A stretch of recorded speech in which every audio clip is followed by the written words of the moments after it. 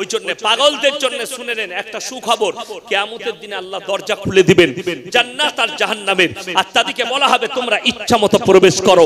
তারা জান্নাতে প্রবেশ করবে, তারা জান্নাতে যাবে, তাদের কোনো হিসেব হবে না। জোরে বলুন সুবহানাল্লাহ। আমার মুসলমান ভাই, ওই জন্য আপনার উপরে জাল ছুঁড়েছে, আপনি জালেতে ফাঁসবেন না। শর্ট করে কিরকম ভাবে ফাঁসছে আজকে মুসলমান কিভাবে, আমি মুসলমান মানে আমি নামাজ পড়ি, তাসবিহ করি, তিলাওয়াত করি, আমার বিভিন্ন কাজ আছে, আমি এই ধরনের কাজ করি মানে আমি মুসলমান। আমার ভাই মুসলমান নামাজ, রোজা, তাসবিহ, তিলাওয়াত এগুলো আল্লাহর হক, জিকির আজকার আল্লাহর হক। আপনি আল্লাহর হক আদায় করেছেন, কিন্তু শুনেলেন আল্লাহর হক যে আপনি আদায় করেছেন এটার নাম যদি ইসলাম হয়, আপনার ইসলাম বুঝে আসেন। পরিপূর্ণ একটা জীবন ব্যবস্থার নাম হচ্ছে ইসলাম। বিসমিল্লাহ। পরিপূর্ণ একটা জীবন ব্যবস্থার নাম হচ্ছে ইসলাম। আপনার খাওয়া দাওয়া, উঠা বসা, চলাফেরা, ব্যবহার, আখলাক, চরিত্র। ওই জন্য বুখারী শরীফের হাদিসে এসেছে, হে নবী, নবীজি বললেন, হে আমার সাহাবীরা শোনো, তোমরা ততক্ষণ পর্যন্ত মুমিন হতে পারবে না যতক্ষণ পর্যন্ত তোমার কাছ থেকে তোমার প্রতিবেশী সুরক্ষিত নয়। আপনি কতটা সুরক্ষা দিয়েছেন প্রতিবেশীকে, পরিবারকে, আপনার কাছের লোককে। আজকে বলে দিই মুসলমানদের, আপনি মসজিদ থেকে, আমাদের দেশে প্রত্যেকটা গ্রামে চায়ের দোকান আছে একটা, ফজরের পরে খুলে যায়, ফজরের আগে খুলে যায়, ঠিক কি না কথা বলে? ফজরের নামাজের পরে অনেক যতগুলো মসজিদ আছে সব গ্রামে পশ্চিমবাংলায়। কিছু মুসল্লির কাজ হচ্ছে নামাজ পড়ে চায়ের দোকানে বসা, না হলে মসজিদের বাইরে বসে এখন গোটা গ্রামের গীবত আর চুগলিগুলো ওরা করে। আমি বললি খারাপ বলবি, আমি বললি খারাপ, মিলিয়ে নিবেন। আর এর থেকে বড়, কেউ যদি কারো চুগলখড়ি করলো, নিজের মরা ভাইয়ের মাংস খেলো, এটা হাদিস। আপনি কেন চুগলখড়ি করবেন? ফজরের নামাজ হলো, বাড়িতে আসুন, বিবি নামাজ পড়ছে না হলে কোরআন তেলাওয়াত করছে, 2 কাপ চা করুন, নিজে যদি শক্তি থাকে 2 কাপ চা করে 1 কাপ বিবিকে দেন, 1 কাপ নিজে খান, দিয়ে বাজারে বেরিয়ে যান। কি করে বেরোবেন? নবীজির সুন্নাত। তুমি যখন বাইরে থেকে বেরিয়ে যাবে, বাড়ি থেকে বাজারে যাবে, মার্কেটে যাবে, বাজার করতে যাবে, বিবির গলা ধরে বলো আজকে কি তরকারি করবে বলো, বলে তুমি যা খাবে তাই নিয়ে এসো, করে দেবো। বিবি বলবে, আপনি বিবিকে বলবেন তোমার পছন্দ মতো তরকারি করো, কপালে চুম্বন দিয়ে বেরিয়ে যাবে। আমাদের যুবকরা আমরা কি করি, আমি বাজার থেকে আসছি, রান্না করে ভালো করে তরকারিটা করিস বলে বেরিয়ে গেল, ঠিক কিনা? এ নবীর সুন্নাত নয়। তরকারি মজাও হবে না, এমনি ঝাল হয়ে যাবে। বিবিকে মহাব্বতের সঙ্গে নবীর সুন্নাত, গলায় হাত দিয়ে বলুন চা খেয়ে আজকে কি তরকারি করবে। যদি বলে আপনি যা খাবেন, আপনি যেটা এনে দিবেন মহাব্বতের সঙ্গে রান্না করুন, মহাব্বতের সঙ্গে। আমাদের দেশে আপনি মনে করেছেন খালি নামাজ পড়লাম, তাসবিহ করলাম আর তেলাওয়াত করলাম, আমার মতো মুমিন আর পৃথিবীতে কেউ নাই। তুমি ইসলামই বুঝতে পারোনি। পুরো জীবন ব্যবস্থা আপনার দ্বারা যেন কেউ কষ্ট না পায়, আপনার ব্যবহারে যেন কেউ কষ্ট না পায়। এখন যারা যুবক আছো তাদের লেগে বলে দিই, যুবকরা শোনো, দেখেলেন আজকে পাপ কিভাবে আমাদের কাছে মুচুড়ে ঢুকে যাচ্ছে, বেঈমান কাফেরের পাপটা। এত সুন্দর লাভ, ডিজে বক্স বেজেছে, বাগনানের যে ঘটনা, ছেলেদের নাচ। আচ্ছা ওই ছেলেগুলো হিন্দু না মুসলিম? কথা বলছেন না, লজ্জা লাগছে বলতে? সব তো মুসলমান, আপনার আমার ঘরের ছেলে। এর থেকে লজ্জার আর ঘৃণার আর কিছু হতে পারে না ইসলামের জন্য। আর যদি বলেন গান বাজনা জায়েজ আছে, তো ছেলে হলে ডিজে বাজিয়ে ড্যান্স করবি হসপিটালে।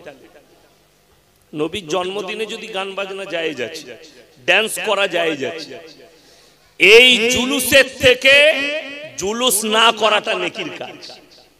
এরকম নবীর জন্মদিন পালনের থেকে না করাটা উত্তম কাজ। আর এরকম জন্মদিন পালন করা শরীয়তে হারামের উপরে হারাম। কোন বাপের বেটা হাওড়া জেলার মৌলবি যদি বলে দেয় জায়েজ আছে, তার জুতোর মালা শওকতের বেটা এখানেই পড়বে, নিয়ে আসুন কোন স্টেজ। একজন ফুরফুরার পীরজাদা ছিল, আমি ভিডিওতে দেখলাম, তিনি লজ্জিত, তিনি দুঃখ প্রকাশ করেছেন, তিনি বলেছেন আমি জানলে স্টেজে আসতাম। তিনি বলেছেন, আমি নাম জানি না পীরজাদা, দেখলাম একজন পীরজাদা আছে, মুখেতে ছিলেন, কে ছিলেন জানি না। সাইম সিদ্দিকী সাহেব, যাই হোক যিনি ছিলেন, আমি খুব খুশি হয়েছি তিনি প্রতিবাদ করেছেন। আমার উদ্দেশ্য তার থেকে ভালো জুলুস না করা ভালো। এরপর বলবে হুজুর হাদিসে কোথায় নিষেধ আছে? উত্তর আছে আমার কাছে। কোন বাপের বেটা মৌলবি এর উত্তর দিতে পারবে না। আসরের ফরজ নামাজ ক রাকাত? কথা বলেন না, 4 রাকাত। আমি বলছি 6 রাকাত। কি প্রশ্ন করবেন আমাকে? কথা বলেন না। কি করে হবে লয়? হাদিসে কোরআনে কোথায় আছে? দলিল চাইবেন না চাইবেন না? চাইছেন?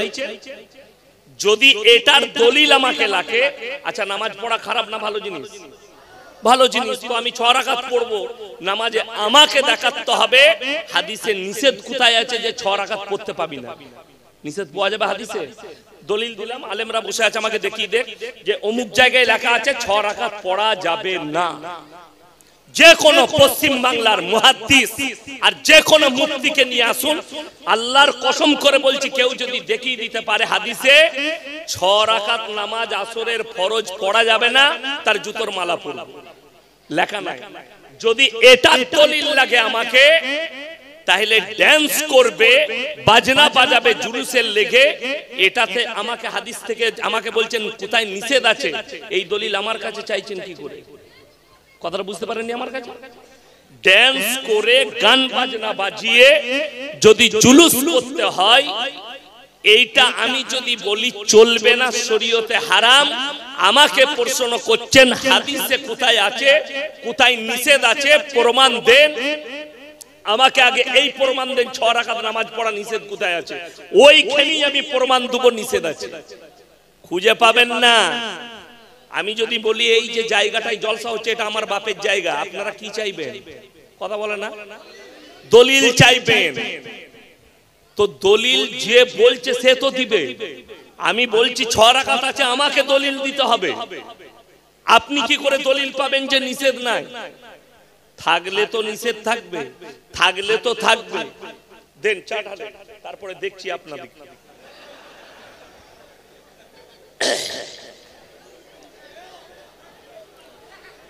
আমার মুসলমান ভাই, আবেগে কেউ ইসলাম করবেন না, জোশেতে করবেন না, হোশেতে করুন। হোশে নবীজির মহব্বত শুনেলেন, হাদিসে আছে, শুনেলেন হাদিসটা, এ চুপ করবেন না আপনারা।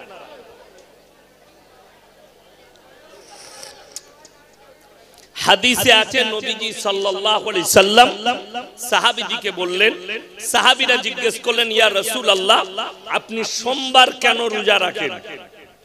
নবীজি বললেন 12ই রবিউল আউয়াল সোমবারের দিন আমি জন্মগ্রহণ করেছি, তাই আল্লাহর শুকরানাই রোজা রাখি।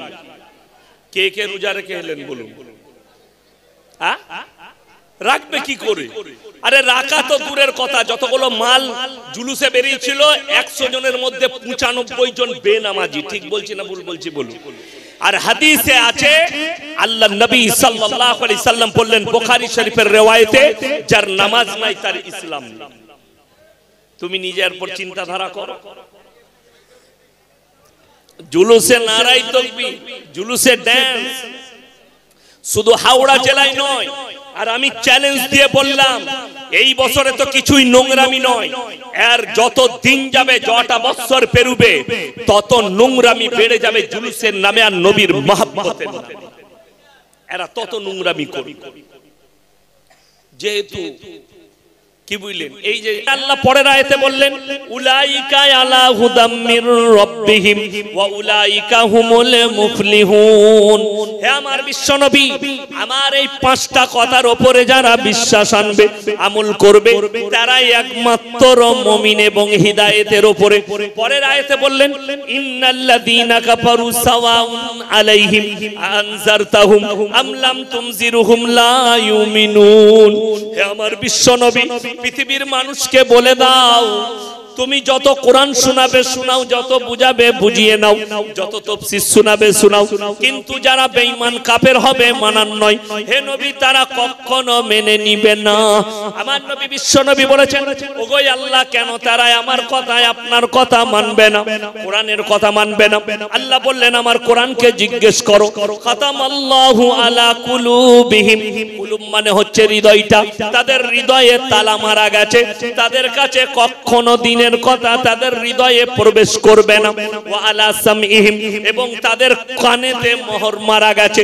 ওয়া আলা আবসারিহিম গিশাওয়া, আর তাদের চোখেতে পর্দা পড়েছে, লজ্জা শরমের মাথা খেয়েছে, তারা কখনো দিনের পথে ফিরবে না। ওয়ালাহুম আযাবুন আযীম, হে আমার বিশ্ব নবী, আমি আল্লাহ কঠিন আযাবে তাদেরকে কিয়ামতের দিনে মুবতালা করে দেব। সবাই আজকে নিয়ত করুন, আমরা 5টা কথার উপরে আমল করব, বিশ্বাস আনবো ইনশাআল্লাহ।